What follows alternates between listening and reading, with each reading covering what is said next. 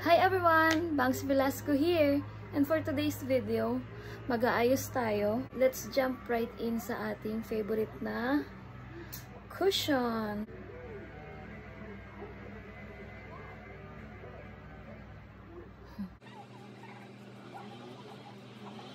So, nagawan ko na to ng review nung nakaraan. I-check nyo na lang yung video natin na mga naka-upload dyan sa ating account.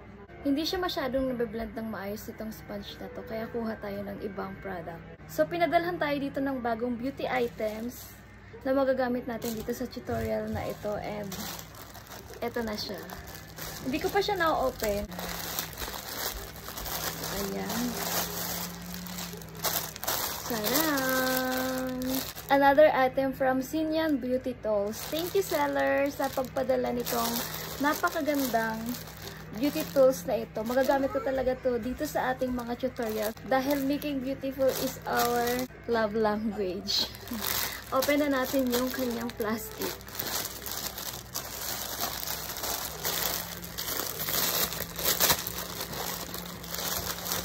Unang-una kong napansin itong bag. Meron siyang kasamang storage makeup bag. Hindi magiging bulky yung ating makeup tools dahil meron siyang kasamang bag. Napansin ko dito, leather yung gilid niya. And meron siyang handle ditong dalawa. Spacious din yung loob niya. Kaya madami tayong malalagay. Kahit ilagay na natin yung mga makeup tools dito, mga makeup brushes tools. Meron pa ring space na may iwan sa kanya kasi malaki yung space ng bag. And then, the next one, makeup brushes. Ang dami niya. Nakalimutan ko kung magkano siya, pero ilalagay ko na lang dito sa screen yung price niya. So, meron siyang 30 pieces na makeup brushes na magagamit sa mata, sa face, at sa kahit na saan na parte ng katawan natin. Kompleto na tayo ng makeup brushes. Ayan. Ang cute, diba? Ang ganda. And the next thing na meron yung product na to is itong set niya ng sponge fab. Ang dami na nating makeup brushes. Ayan. Meron siya ditong mga big sizes na magagamit natin nga ngayon. Yung big sizes niya, meron kasamang 3 big sizes na sponge. Meron din siyang small one para sa mga area na hindi maabot ng mga malalaking sponge. Ayan. Ito yung tier size na sponge. Meron siyang 3.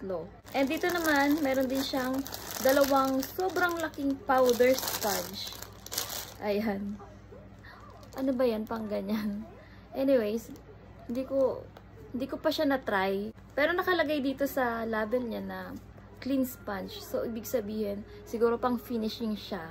And the next thing that I've got is itong makeup tools na cleaner. Maganda to kasi after natin siyang gamitin, mahuhugasan agad natin siya kasi meron na siyang kasamang cleaner. And ito namang 3 pieces ng triangular na sponge. Ang dami niyang sponge. Maybe this sponge is para sa powder, katulad nung isa, pero yung isa medyo mas malaki lang.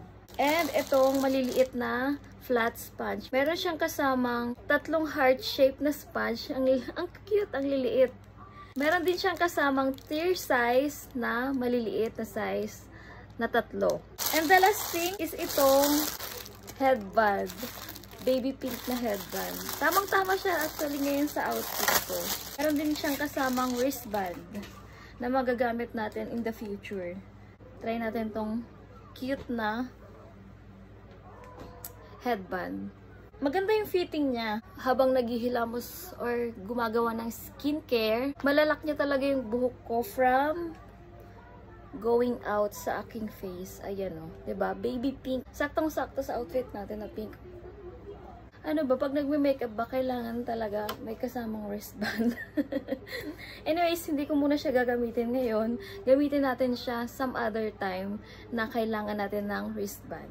And for today, ang gagamitin kong makeup brushes ay pang powder and pang blush on. So, sa sobrang dami nito, hulaan na lang natin ang pang powder at pang blush on. Kunin ko lang tong makeup powder brush and itong pang blush on.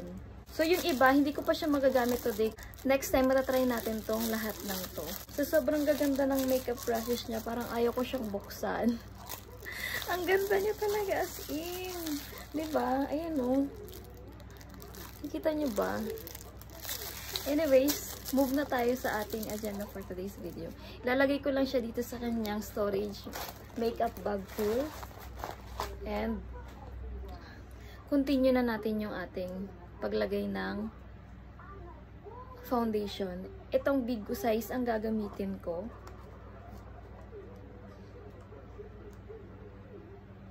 I-puff ko lang siyang ganyan. O, diba?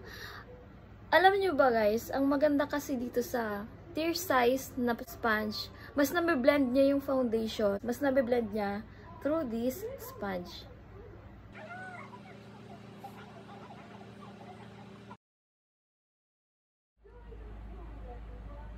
And yung excess dito sa sponge, ilalagay ko dito sa neck area.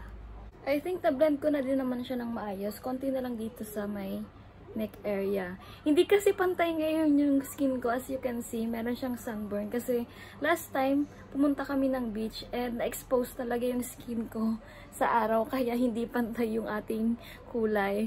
Meron siya ditong line. O, diba? Itap lang natin itong tear sponge na pang blend. Para hindi makapal yung ating foundation. And we are done with foundation. Ito yung ginagamit kong salamin kasi yung salamin kong malaki, nawawala siya, hindi ko mahanap. Hindi ko matandaan kung saan ko siya naipatong. Alam nyo naman, busy ang mamshi nyo. Lagyan muna tayo ng kilay.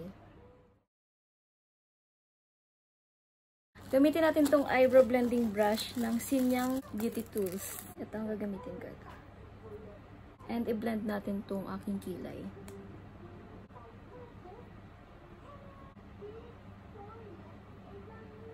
Siyempre, pag hindi pantay yung kilay natin, erase natin siya. Ayan.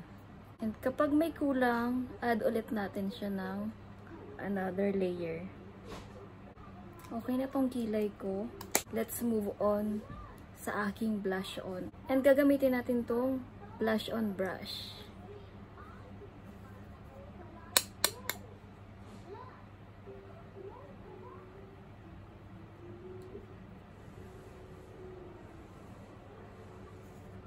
Tap, tap, tap.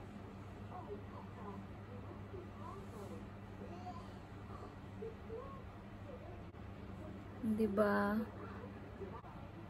And syempre dito din. And para may drunk makeup look na konti. Dito din sa bridge ng nose. Diba? Drunk makeup look.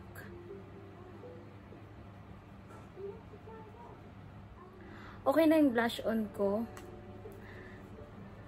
Iset naman natin tong aking face with finishing powder. Maglagay tayo ng powder gamit ang powder brush na ito.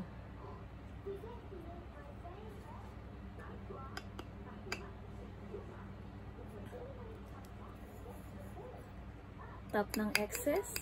Then, let's go.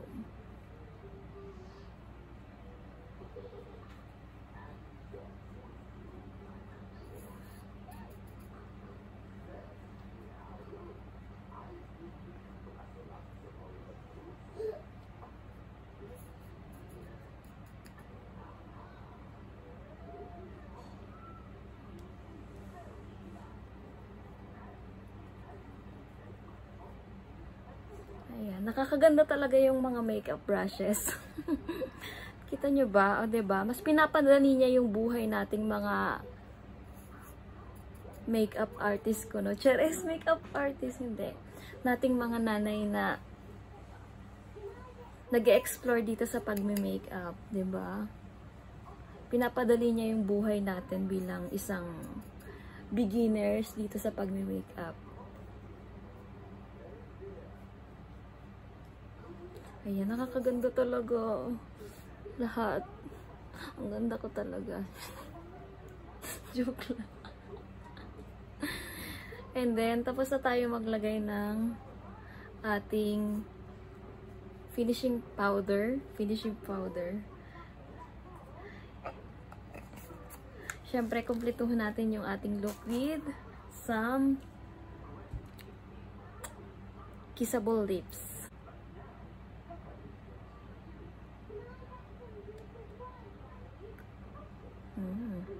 Diba?